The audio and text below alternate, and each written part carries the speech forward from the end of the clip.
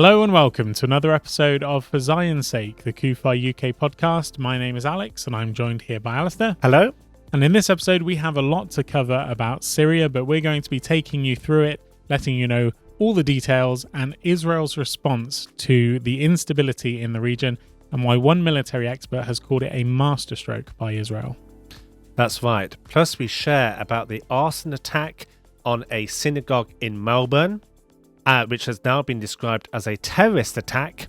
And we also talk about the rise of anti-Semitism in Australia. That's right. And we're also going to be linking those two stories together because, remarkably, there is a connection. And we'll tell you all about it. And we also want to hear your comments, so please let us know down below.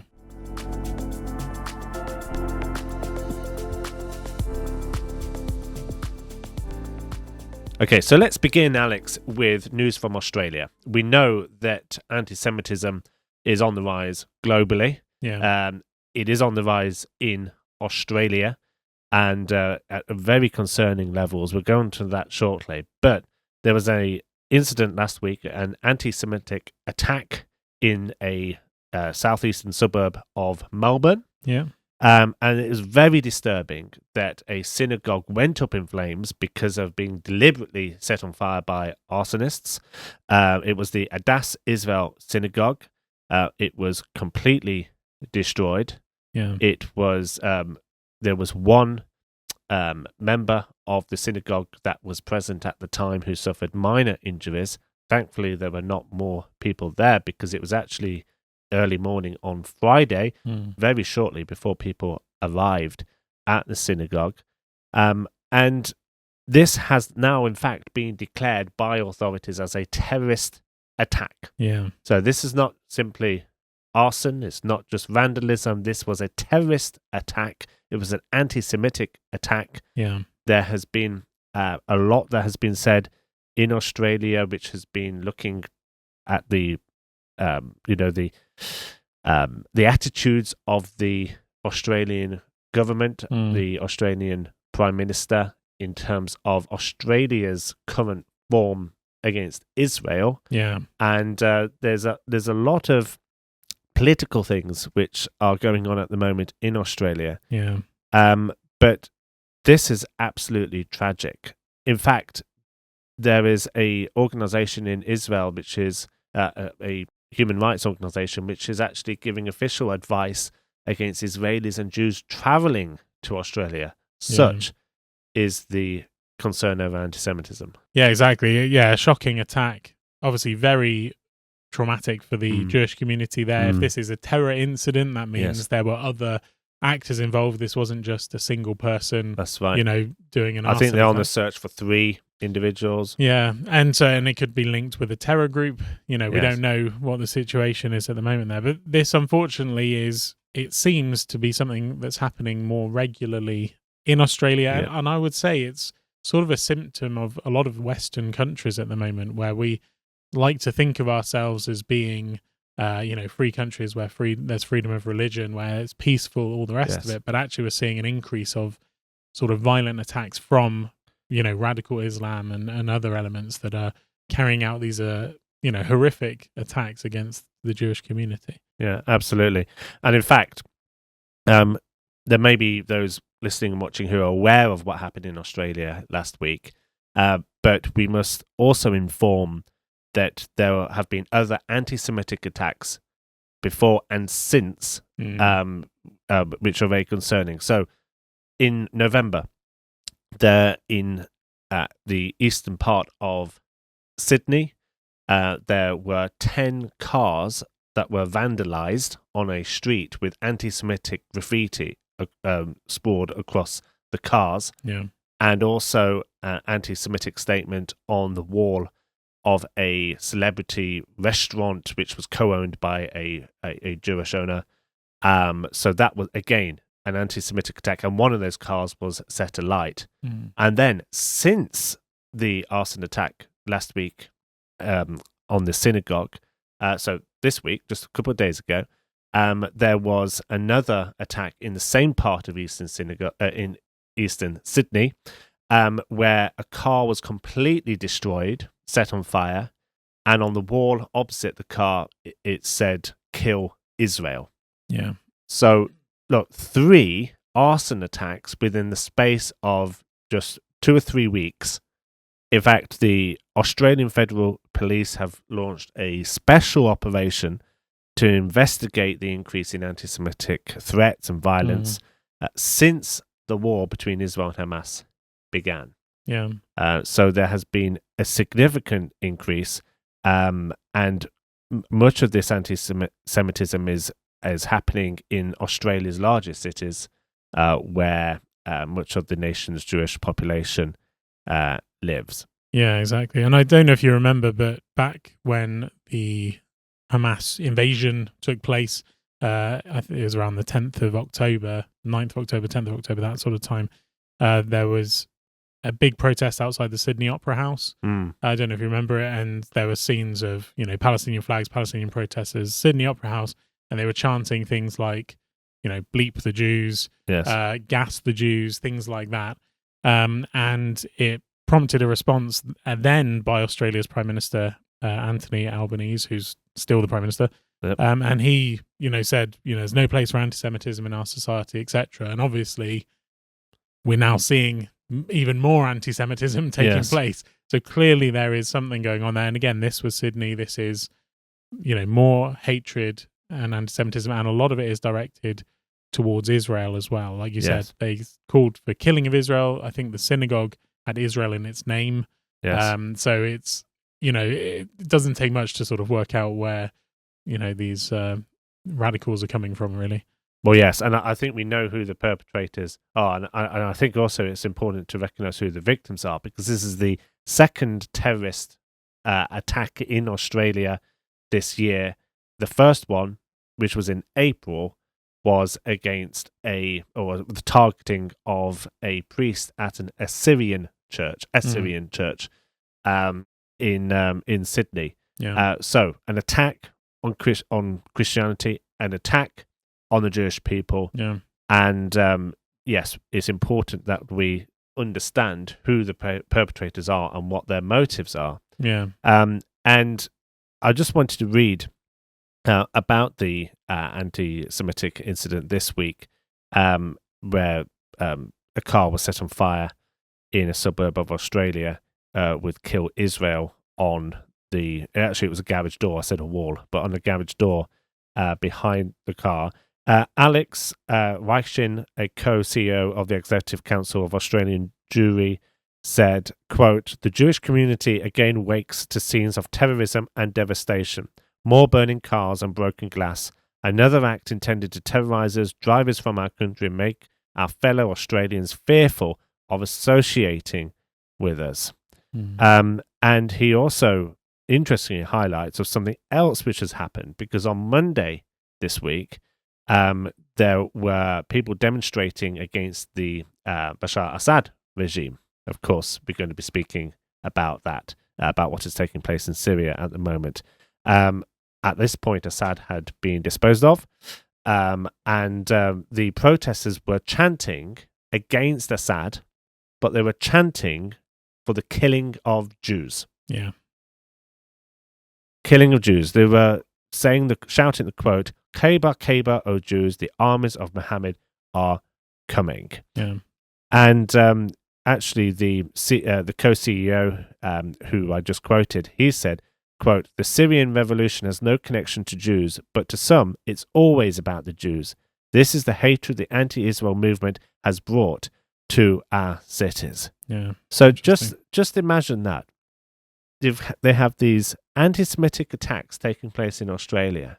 And then what's taking place in the Middle East?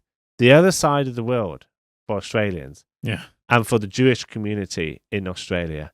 And there are those protesters, and I'm going to make the assumption Islamists, okay, that are speaking against Assad, but calling for the murder of Jews. Yeah. In Australia. Yeah. In 2024. Yeah, well, I think the problem is because we know that this is a religious and ideological viewpoint. We know that it doesn't matter whether it's 2024 or 600 years ago, they had the same ideological viewpoint. And it's interesting what you said there about the West this is in a Western nation where Hmm. there was a terrorist attack on a church, Yes. and there was a terrorist attack on a synagogue. Yes. We've seen actually throughout Europe, especially in places like France, there's been numerous churches being burned down in arson attacks by radical Islamists. Yes. It's being kept under the radar by the mainstream news. But if you actually look at the mapping of how many churches have been burned down, I think one individual burned down several churches by himself. Yes. And he said it was because he wants to wipe out Christianity. And I think it's something we have to be aware of here in the UK. There is an ideological viewpoint from radical Islam. They've said it for centuries or decades at least, saying first the Saturday people, meaning the Jews, and then the Sunday people. So we have to, as Christians, realize we can't be neutral in this. We are, involved whether we like it or not. Yes. And, we have to stand with the Jewish community. The authorities have to stand with the Jewish community. Unfortunately, though, we have allowed this, I say we, the collective, we, not we personally, but nations, Western nations have allowed radical Islam to basically go unabated in Western civilization under the illusion, I would say, or delusion of multiculturalism and all of us having equal viewpoints, equal thoughts and so forth. And yet they're allowing, in my opinion, hatred against Jews and hatred against Christians, hatred against the West even, to thrive in the West. And it's just a sad state of affairs, I think. Yes, it is. And I think it also illustrates the fact that what happens in the Middle East is not limited to the Middle East. Exactly. And we need to be conscious of that. We need to be aware of that in our own country. Yep. I mean, from just a personal point of view, you and I found this. I mean, this is obviously on the internet, right? Yeah. But had we not been looking into what had taken place last week with the terrorist attack on that synagogue, which was a major news story, we wouldn't have known about the other two cars which have been set on fire in the past 2 weeks, or about what took place at the rally on Monday for people in Sydney calling for the murder of Jews. And I think what that illustrates is the fact that this is happening very often off our radar, off most people's radars. And yet this is the reality that the Jewish people, the Jewish communities are well aware of the threat against them. And I think we need to be conscious and alert as Christians that we understand, or we try and relate to how the Jewish community must be feeling at this time, whether it be in Sydney or Melbourne or wherever. Yeah, exactly. Because this is a very real threat. Yeah. Okay? This is not, in fact, it isn't just anti-Israel. I mean, it is a hatred of the Jewish people. Yeah. That the removal of Assad, which these people support, might result in them wanting to kill Jews. I know. How do you work that out? I know. We're going to actually move on to Syria now. And before we do, we would like to share with you some of the items that can be ordered from the CUFI UK store in time for Christmas. Yep. In fact, the last recommended date for ordering is 17th of December. So if you would like a selection of our Christmas cards that we have produced in-house here at Christians United for Israel, as well as a selection of candles and other gifts available from our store, then please do put your order in as soon as possible, as this is kind of the last chance to do so. Yep. And as well as being wonderful items to bless your friends and family, to express your love for Israel and the Jewish people, it is also a great way of supporting CUFI and supporting the work that we're doing, because all proceeds go directly into supporting the work of CUFI. So, yes, these are a selection of the cards you can see here. I'm sorry, Alex, I've not put yours in the post yet, but I will do. But please do go and have a look. The website is store.cufi.org.uk. And on that note, we must also remember to share, Alex, about the ornament Yep. that we have available. Now, this is slightly different to our store products in that this is an item that we are making available to everyone that makes a donation at this time and would like one. This is the ornament. I'm not sure. I feel like I'm on QVC or something like that, Yeah. Alex. We might do a bid drop or something in a minute, but maybe we should keep focused on what we're called to do. Yep. But anyway, what we are called to do is to pray for the peace of Jerusalem. Yeah. And that is exactly what this ornament says. Pray for the peace of Jerusalem. May those who love you enjoy tranquility. Psalm 122, verse 6. Yep. This was handcrafted in Israel. So by requesting one of these through a donation of any amount, you are supporting Israel and you're supporting the work of Christians United for Israel UK. The CUFI logo on the reverse to remind us of the need to stand with Israel and the Jewish people at this time. This wonderful ornament, as I say, it is available. There is limited stock. Certainly more like as we go on. But seriously, they are limited stock. And we would recommend, if you would like yours in time for Christmas, to request it as soon as you can. Yep.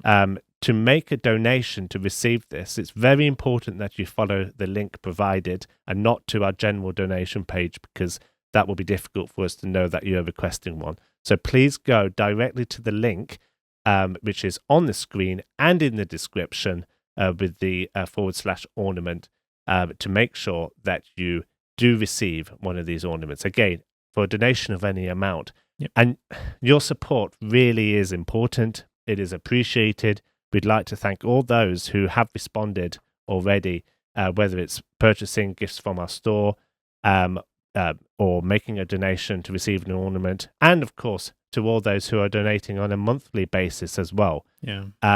We thank you. We appreciate you for your continual support and commitment to the work of CUFI.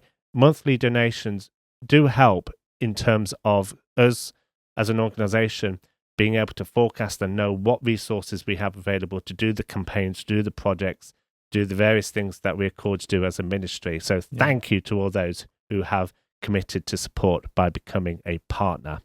All of that information is in the description below. Yep. And now we are going to move on to Syria. That's right. So, Alex, it is open season in Syria. Yeah. What a historic moment that was at the weekend when Bashar Assad was toppled as the president of Syria, the dictator, and a man who, of course, has been accused of horrendous human rights abuses, a self-proclaimed enemy of Israel, a regime that has been in power for actually over 50 years, if you include the rule of his father. Yeah. And I don't think we need to go into any more detail about the significance of Assad's removal as a person. Of course, he has escaped apparently to Moscow. Yep. A regime that has had the support of Iran. And so this is very interesting because whilst there are many who are relieved at his disposing, and the West is very gleeful that, generally speaking, that he has been toppled. It isn't quite black and white. No, because the coalition of forces that have prompted his removal are made up of jihadist groups. Yep. They are groups that are saying what the West wants to hear in terms of a reformed, group, despite many of their links and origins being associated with Al-Qaeda, with ISIS, and with other terror groups. Yeah. And coming on to Israel, Israel's response has been astonishing. Yeah. And many are trying to work out, why has Israel acted the way it has? Yeah. And we're going to explain that. Well, hopefully. Hopefully. So, I think there's so much to talk about, so many different angles.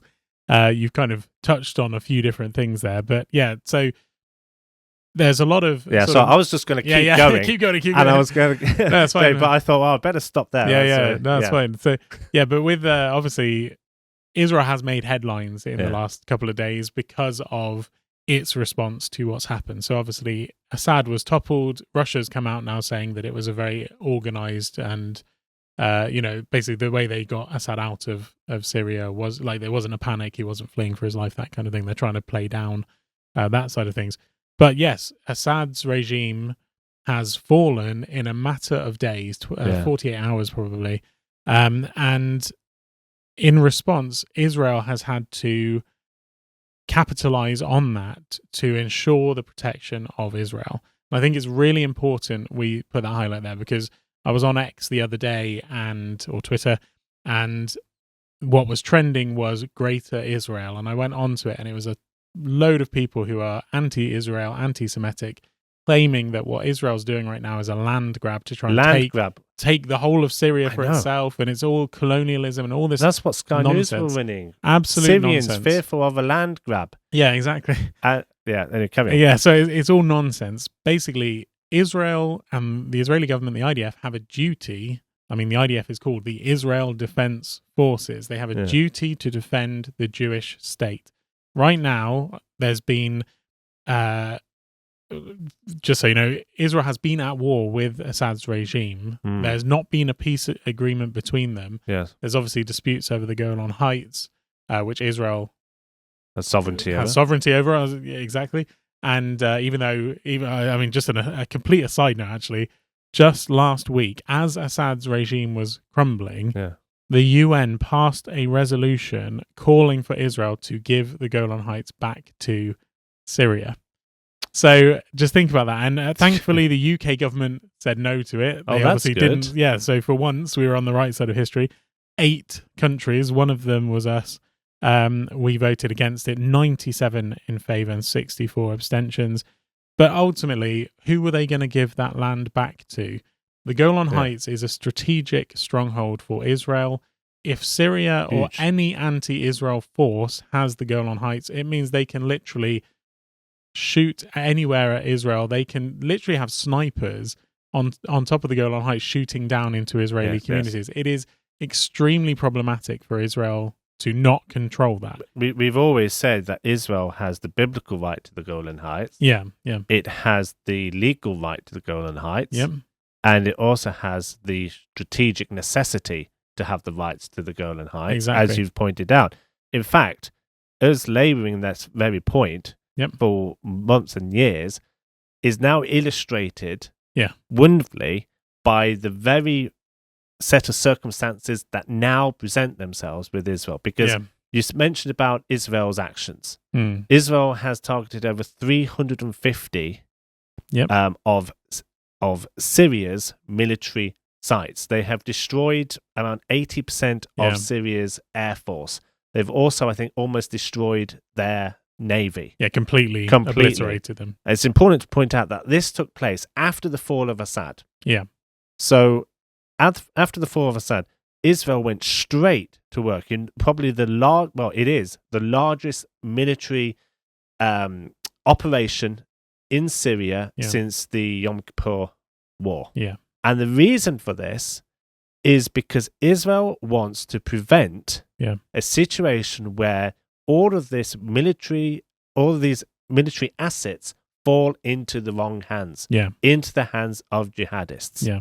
Now, time will tell whether or not this new whatever this new regime will be is going to be favorable to Israel. But I'm pretty sure, by the fact that I don't believe what they're saying to the West, that these are going to be jihadist Islamist groups. They will probably end up fighting among themselves anyway in order for control of power. That is not a risk that Israel is wanting to rely upon. Look at Afghanistan, Alex. When the US withdrew from Afghanistan, all of that US military equipment was basically taken by the Taliban, is now possessed by the Taliban. The Taliban have, one of the most sophisticated militaries in the world now because of that. Because of that.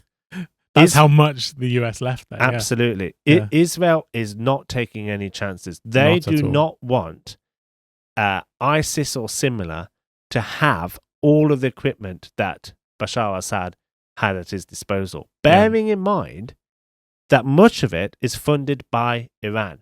Yeah, exactly. Neither does Israel want Iran to take advantage of the vacuum, because there's a vacuum now. That's why I started this section by saying it's open season. Yeah. There's literally anyone can take Syria at this point. There's lots of different players that could do it. I mean, right now, obviously, it looks like the rebels, as they're called, which is, as you said, a coalition of different forces, they're in control. But as you said, they are fighting amongst themselves. I mean, we can talk a bit about Hayat Tahrir al-Sham, and that's HTS, we will call them, because it's a lot easier to say HTS. Yeah. But HTS is the organization which has Damascus. They have control. That's who the media are sort of portraying as being almost like saviors of Syria. The leader, al-Jilani, I would say, he is sort of like, there's pieces in the media now sort of saying, who is this man? They're saying, has he reformed? Is he a moderate? All this sort of thing. And there is kind of like from the West, I think, because we've had from the Western media, the view is that Assad is bad and toppling Assad is a good thing. And I think what they don't realize is, Assad was bad. Yes, he was. But this is not good. It's not black and white. Well, one is evil, one is good. There is multiple different multiple different shades of grey, as they say. Yes. And can I just say what Colonel Richard Kemp said? Yep. He said, before welcoming the rise of HTS, we should bear in mind that the enemy of my enemy can still be my enemy. Yeah, exactly. Yeah, I had a good thought on that, actually, because if you think about it, go back to World War II, Hitler was aligned with the USSR, or the Soviet Union, actually, back then, wasn't it? Stalin was aligned with Hitler. Hitler betrayed Stalin and attacked his forces. Stalin then came and became an ally, so to speak, with Britain and America. And there's that picture of Churchill, Roosevelt, and Stalin all together. That sort of thing. It wasn't a friendship of, it wasn't true friendship or true allegiance. It was, they were associated together because they had a common enemy. Yes. Well, as soon as Hitler was taken out, Russia controlled a lot of Europe, and they started to actually take over different parts and to actually dictate to those parts. They suddenly became an enemy of the West, an enemy of America, and there was obviously the Cold War and so forth. I think this is a similar thing. What I'm trying to say is, Stalin wasn't good just because he was on our side in World War II. He was still bad. And I think this is the same with what's going on in Syria. There's different forces at work. There's obviously Turkey is involved. Russia is there. Iran is there heavily. Yes. There's the Syrian army itself. There's the HTS rebels. The Kurds are there. Yeah. And obviously if the Iran. Kurds... I've said Iran. Did you mention Iran? I mentioned Iran. There's obviously a lot of things. I'm glad you're listening. But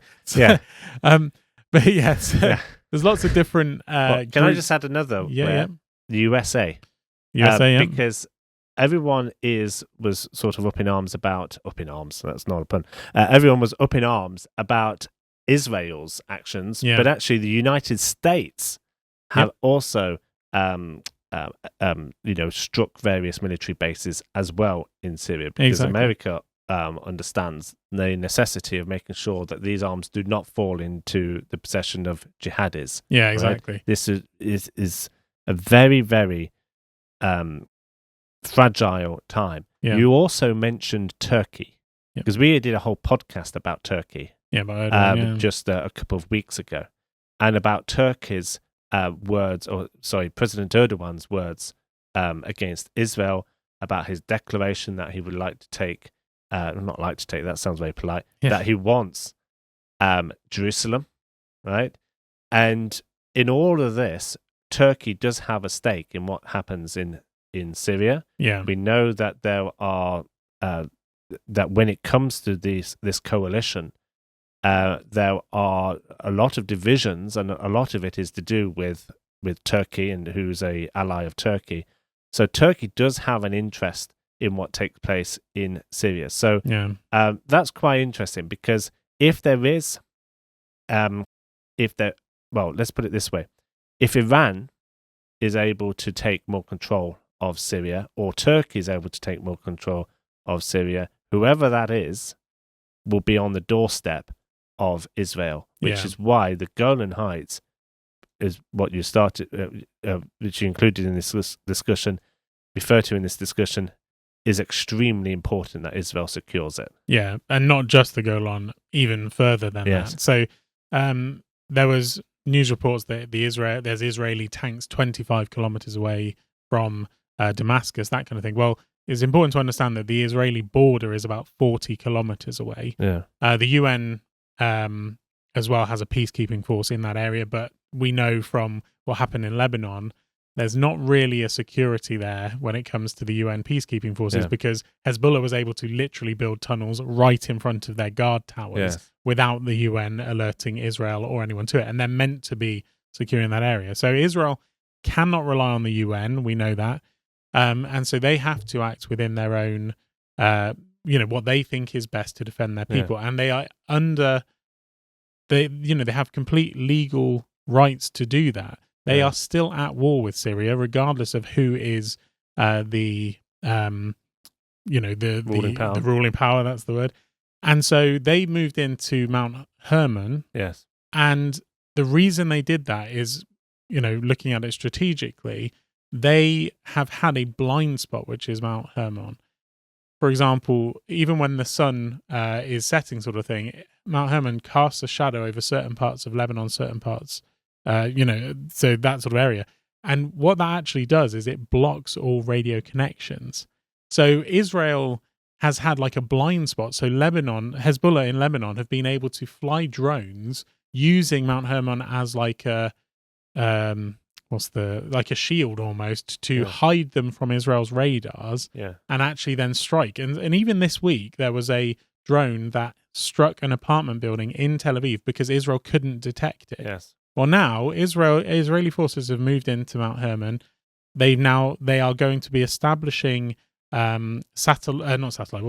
radio antennas and that sort of thing on the top of Mount Hermon, and it gives them a massive scope of the sort of area of visibility which they didn't have before. Yeah, I like that angle because actually, we've just been talking about all the threats now that are to Israel. But what Israel has done as a result of Assad's fall has taken this window, probably a window, of opportunity, which it did not have this time last week. Colonel Richard Kemp called it a masterstroke by Israel to launch this huge operation to remove the threats towards it that actually it couldn't really do with Assad in charge. I mean, I know that Israel over the years have been taking out various Iran and Hezbollah positions and things, but they haven't been able to do anything directly against Syria without there being a risk of, all-out war with Syria. So they have taken this opportunity. This is, can we say, a blessing in disguise when it comes to Israel's security. We don't know what's going to be next, of course. No. Iran also has been dealt a blow because the axis of resistance, Iran, Syria, Hezbollah in Lebanon, this has hurt Iran as well.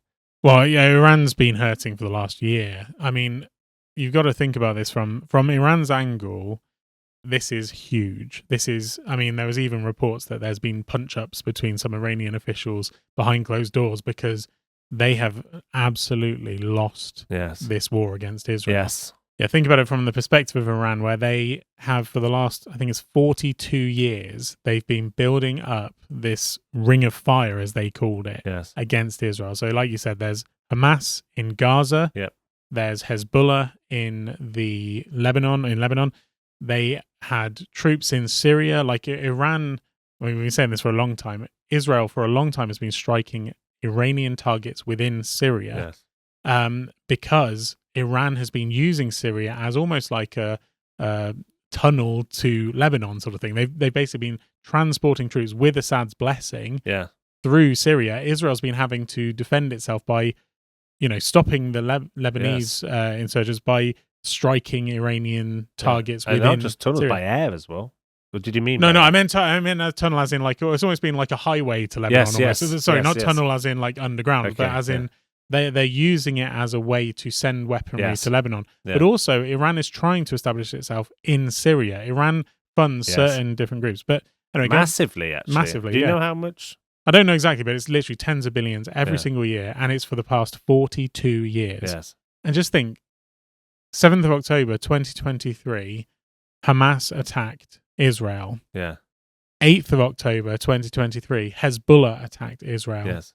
There were April 2024. Iran attacked Israel. So October 2024. Iran attacks exactly. Israel again. And look exactly at what's happened now. Hamas is, yes, they fired 2 rockets from Gaza this week, and they've had a bit of guerrilla warfare, but literally right now Hamas is decimated. Yes. Hezbollah, they were, Hamas was seen as a big threat to Israel. Yes. Hezbollah was seen as an existential threat to Israel. That's how they were described. 150,000 rockets, an army that could invade Israel. This is what Iran was saying. Hezbollah is going to be the army that takes out Israel. And what do we see? The pager attack, which the world condemned, yet Israel wiped out their leadership. Yes. You see the absolute decimation of Hezbollah targets throughout Lebanon. Iran, 42 years worth of investment in Hezbollah. Hassan Nasrallah dead, Yahya Sinwar dead, Ismail Haniyeh dead, the leaders of Hamas, the leaders of Hezbollah. You then go into Syria and you've got, again, Iran funding Syria to a massive amount. Yeah. And yet, just before Assad fell, what did Iran do? They pulled out all of their senior generals from Syria because they knew what was coming. Yes. They knew this was happening. And when you look at it from the aspect of like from a year ago or just over a year ago now, we were looking at this from all the different threats against Israel. Iran is a massive threat. Yeah. Suddenly, Iran has lost almost everything in its ring of fire around Israel. It's almost been like a domino effect. Yeah. And the landscape of the Middle East has changed in the last massively. 12 months. Yeah. Massively. Yeah. And that's why, on one hand, we have to be quite optimistic that what Israel has done is defend itself, and it has done it well. The world may not like it. Yes. The media may not like it, and they may say Israel's done everything wrong in Gaza, everything wrong in Lebanon, everything wrong in Syria. Actually, Israel is doing everything it needs to defend itself from an existential threat, which is Iran. Which is why we must support Israeli sovereignty over the Golan Heights. Yep. And in fact, beyond that. Yep. Well, but over the Golan Heights, right? Yeah. Because, it's not insignificant. Yeah. Because this government, this UK government, has sat in sessions at the UN where Israel has been condemned over its rights over, or as they would say, no rights over the Golan Heights. Yeah. We've had other political figures. We've had religious figures. We've not mentioned Justin Welby in this podcast yet. Yeah. Okay, but seriously, who were calling for Israel to give back as soon as possible, without delay, the Golan Heights. Yeah, exactly. Right? And this is not insignificant. Yeah. Because we're saying, no, Israel doesn't just have a right, but they have a duty to be able to defend itself. Yep. And so I hope that our politicians will kind of pick up on this, because clearly what the UK did last week at the UN in voting in favour is it's a good sign. I mean, they voted against.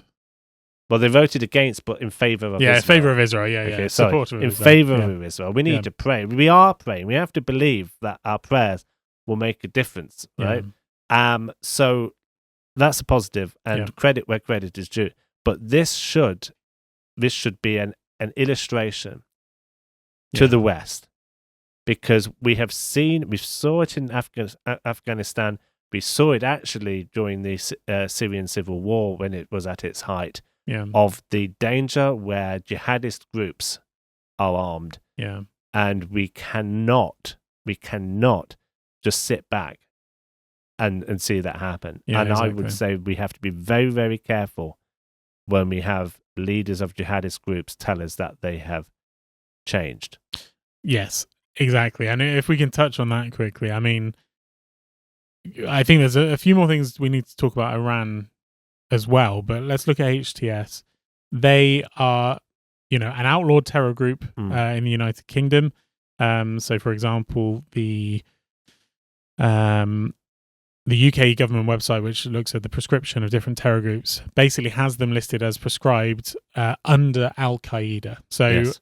HTS was birthed out of Al Qaeda, and just so you know, ISIS was also birthed out of Al Qaeda. Yes. You mentioned ISIS earlier, obviously, and you obviously know that. And there are many other groups as well. Yeah, many other groups, yeah. And Al Qaeda was inspired and led by Osama bin Laden, and its aims included the destruction of Israel. That is one of the aims of Al Qaeda. When bin Laden carried out the 9/11 attacks in New York, in audio recordings afterwards, he said one of the reasons was for the liberation of Palestine. That was that is at the forefront of the mind of Al Qaeda.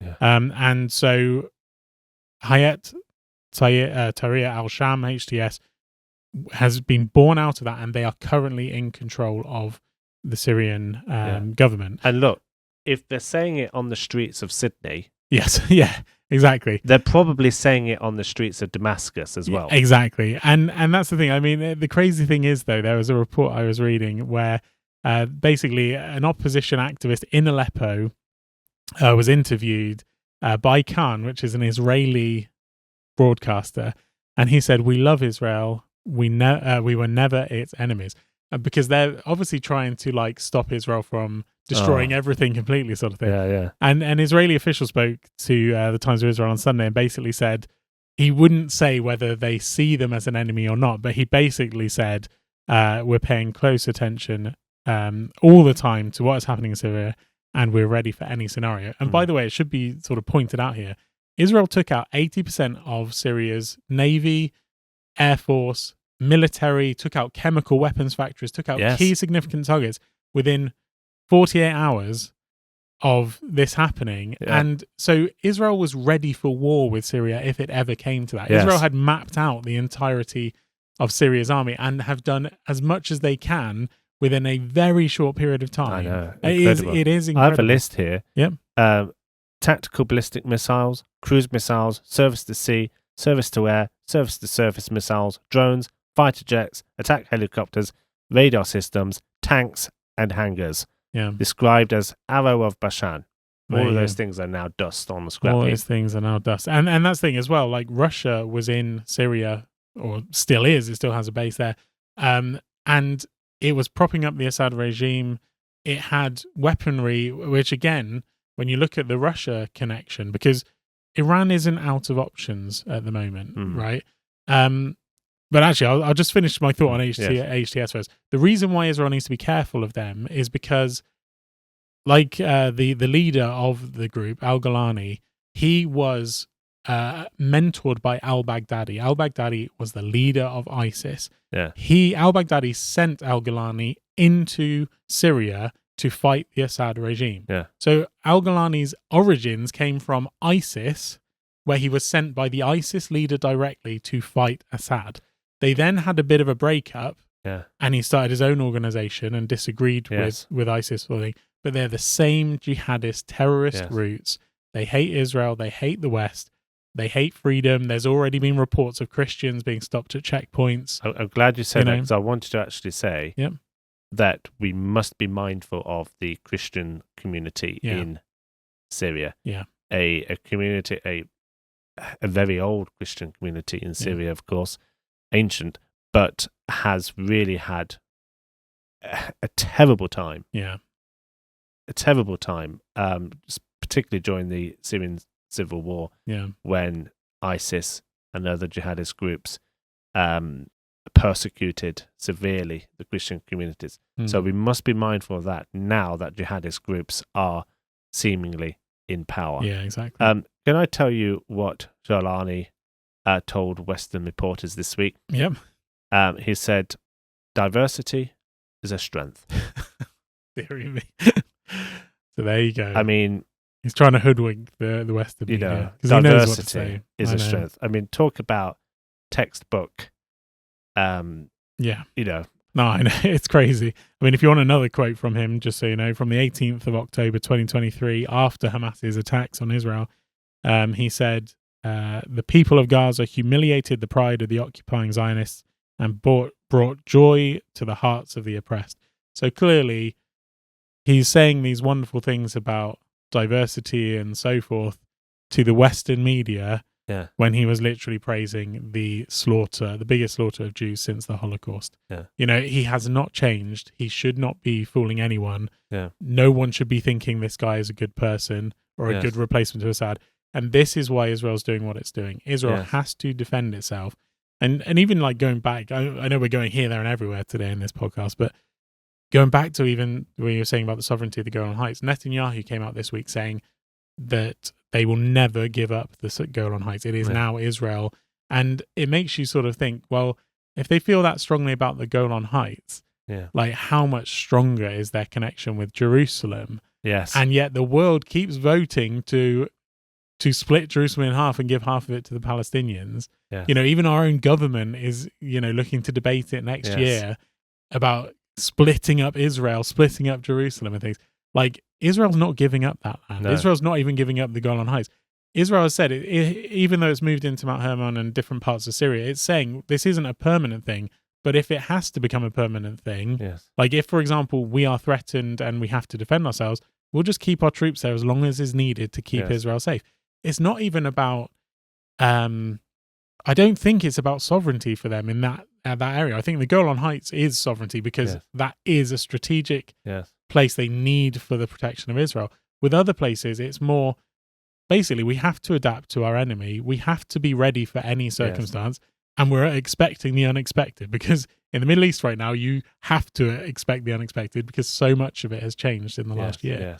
So, and Israel's, another thing to sort of add there is Israel is not new to this. I think one thing with the Iranian regime is they've often been working in environments where they've had the upper hand on the civilian population. You've got Hezbollah. They're the ones who are armed to the teeth. They're against civilians who are not armed. The same with the Iranian regime. They're very good at cracking down on peaceful protests and shooting women who don't have a hijab on. They're not very good, actually, it seems, when it comes to conflict. Well, what's Israel been doing since the day it was reborn in 1948? It's been fighting for its survival. I think there's also a very big difference between the radical Islamic groups that hate Israel and they're fighting for hate. They're fighting to destroy. Israel is literally fighting to live. They're fighting to survive. It's a very different thing that Israel's fighting for. Very different motive. Yeah. And I think it just highlights really the heart of Israel. Israel is having to defend itself to survive. Israel is, in contrast to the rest of the Middle East, which is crumbling, it is the safest place for Christians. It is the place which prides itself on democracy, on freedom, freedom for minorities, a place where Jews, Christians, Arabs have the same equal rights, can live safely and securely. Israel loves life. Israel wants to protect life. Israel is a light to the nations. And it is such a contrast, such a contrast to the worldview which the jihadis and those who oppose Israel possess. But Israel is also important for another reason. And that is what Israel has done in the past few days in virtually destroying Syria's military assets, which could fall into jihadist hands. They have done the world a favor. Because those jihadists don't just have Israel in their sights. They have Christianity in their sights. They have the Western world in their sights. Israel has done the world a favor by wiping out 80% of Syria's military equipment. And as they continue, and if they need to, strike also these jihadist groups, which, we'll have to wait and see what happens next.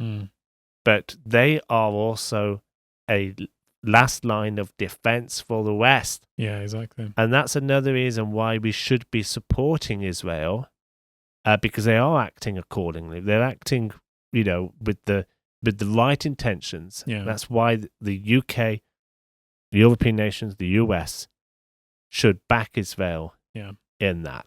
Yeah, and I think, to be fair, they are largely backing Israel. Yeah. I've not seen heavy condemnation or anything from us, because actually, Israel's doing the job that's needed to be done to secure both Israel and the West. Yeah. And as you said as well earlier in the podcast, America has also been involved in these strikes. So it's not just Israel acting alone, even though Israel will act alone if it needs to. But I think it's important for us to understand as individuals, because, as supporters of Israel, we get criticism from all sorts of angles. And I think it's important that we do support that in our own notion, that we understand clearly, the importance of Israel to the whole world. Yeah, that's the thing. And to our security. Yeah.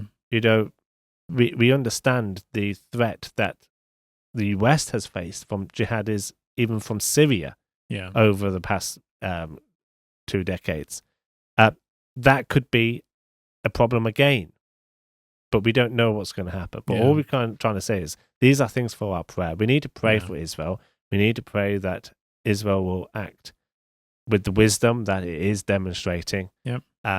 We need to pray for the Christian community. We need to pray for the protection and defense of Israel. Yep. And in all of this, and it does seem a mess on the surface. Yeah. But I hope that by us having had this discussion, that we've addressed a couple of issues, and I think it helps. It certainly helps me to have had this discussion, but to really be able to pray about this whole matter, and for all those parties that are involved, and to continue to pray for the peace of Jerusalem. Yeah, definitely.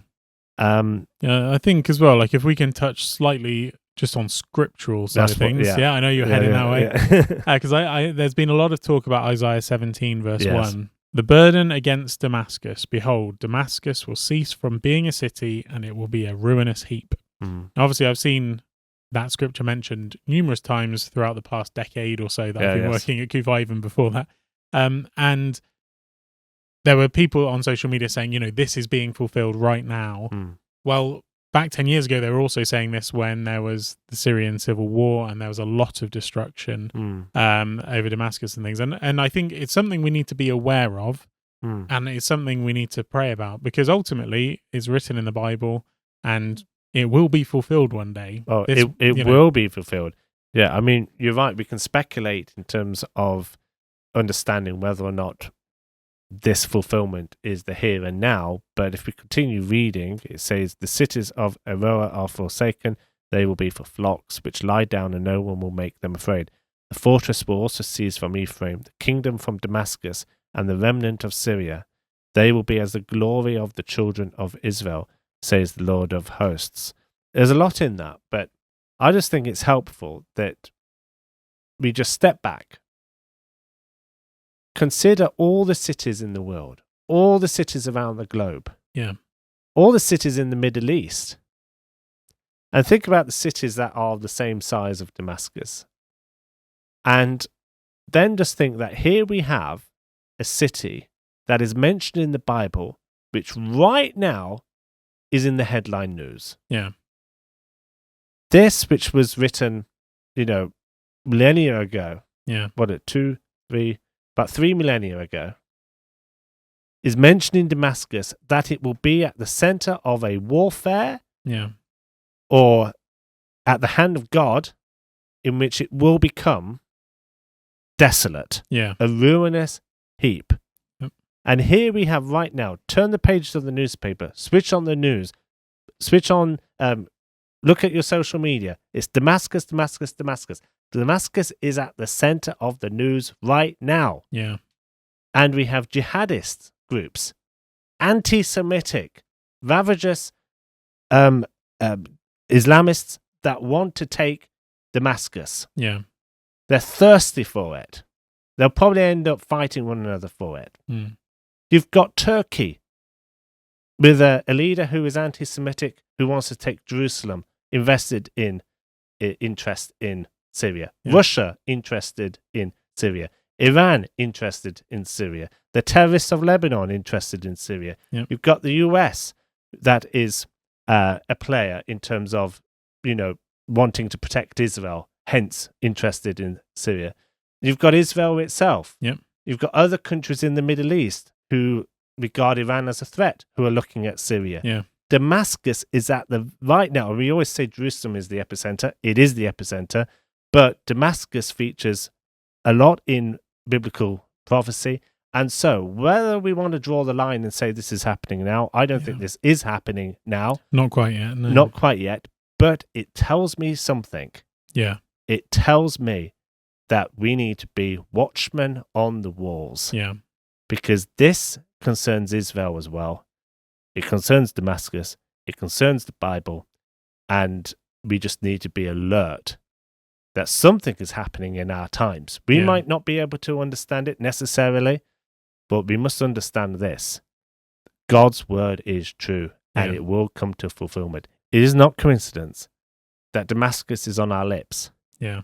And that Damascus is at the center of what ultimately could be a full-scale war. Yeah, exactly. And this is the thing. I think when it comes to Bible prophecy, we're all trying to read it, interpret it, understand what's going on around us. And I think sometimes people can be a bit quick to jump to conclusions. And I think, but what you're saying is completely accurate. It's like we don't know the answers, me and you. There might be someone out there who does. I know God does.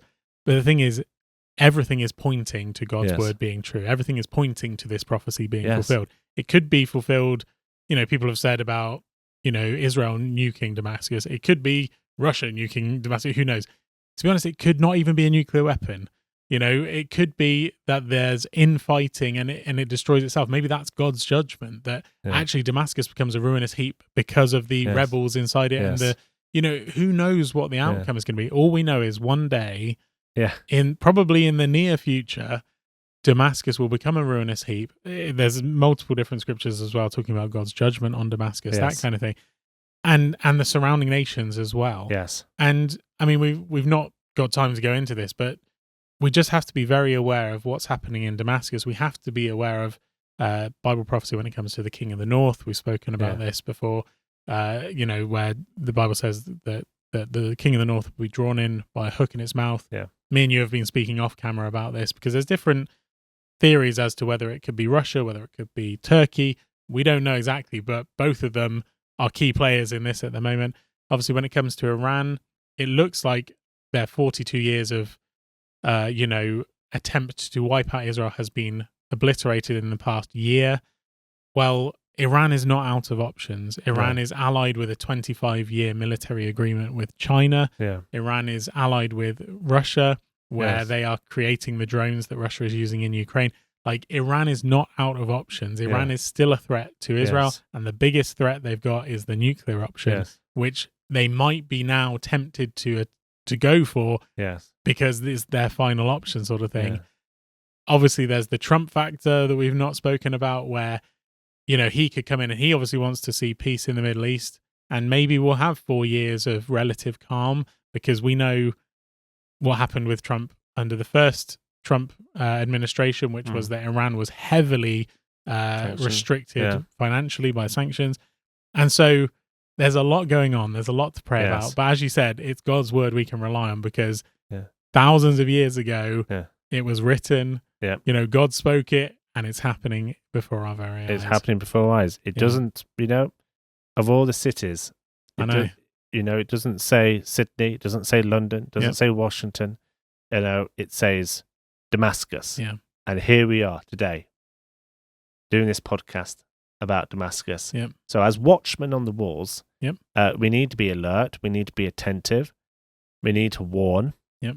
And I think the warning, the response for us is to pray, to support Israel, and to not be taken in by the narrative that the Western media perpetrate, but really just to remain level-headed and to understand that we are living in Bible times. Yep, definitely. One thing we can guarantee is that God keeps his word. Yeah. The God of Israel neither slumbers nor sleeps. Yep. He's watching over Israel. He's watching over his people.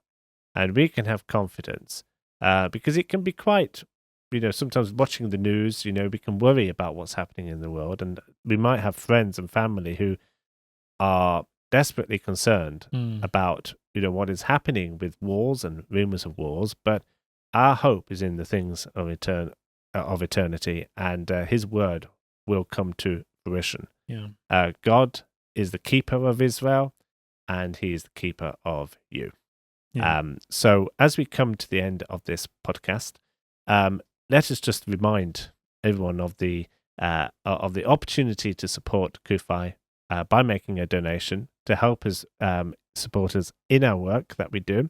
The website is on the screen and on the description. And remember that if you make a donation at this time, you will receive one of the Ornament gifts. But also, we're really pleased to announce that we have just launched the latest issue of Torch magazine. Here we go, hot off the press. Yep. This Torch magazine is something that we produce here at CUFI UK. Both Alex and I have contributed to it. And this is a magazine that we believe will encourage you, inspire you, and equip you in your stand for Israel. Yeah. So in this issue, we have the continuation of our Debunking Replacement Theology series.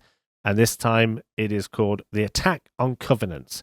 We look at the covenants in the Bible and how they are all being undermined by Satan, the enemy of God, and how many of these covenants, of course, directly relate to Israel. Yeah. And so that undermining is something we need to be aware of and to have a response to.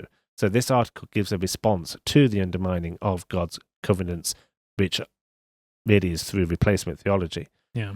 So we also have an article about all roads lead to Jerusalem, and the essence of that article is basically showing that all of the enemies of Israel have something in common, and that is they want to take Jerusalem. Yep.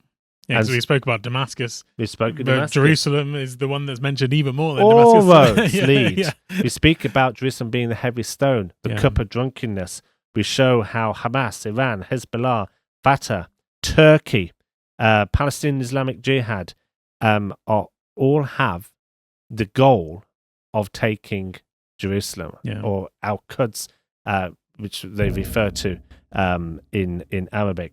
We also have a section on Islam, and we cover about how Islamic teaching itself contributes significantly to the Muslim view of Jerusalem, and how Jerusalem, though, is chosen by God. Yep. Chosen by God, and why it belongs to the Jews. We have a number of other articles in here as well, including, we like to include some light articles, don't we, well as some of the heavy stuff. And we have an article called The Zionist Roots of Mattel. Mattel, of course, is the manufacturer of Barbie and Hot Wheels. Yep. And so this is an article which explains that not only were the founders of those toys Jewish, but they also had support for Israel as a nation, and supported the Zionist aims of the return of the Jewish people to their homeland. Yeah, there's a really interesting part of that, because I wrote that one. There's an interesting part of that, how the creator of Barbie literally helped defend Israel during the 6-Day War. So yeah, there's a little tidbit there to hopefully get you interested. And bad news for the anti-Israel boycotters as well, who will be throwing their toys out of the pram. Yeah. So, on that note, Alex, it's time to say goodbye. Thank you for joining us. Please please hit the subscribe button and share with your friends. And please also comment to let us know your thoughts about what is happening in Syria, your thoughts about what we have said in terms of Israel's response. Also, let us know how you feel about what is happening in Australia as well. Anything else that we have Bible prophecy. Let us know if we're wrong about the Damascus scripture. Or if we're right. Or if we're right.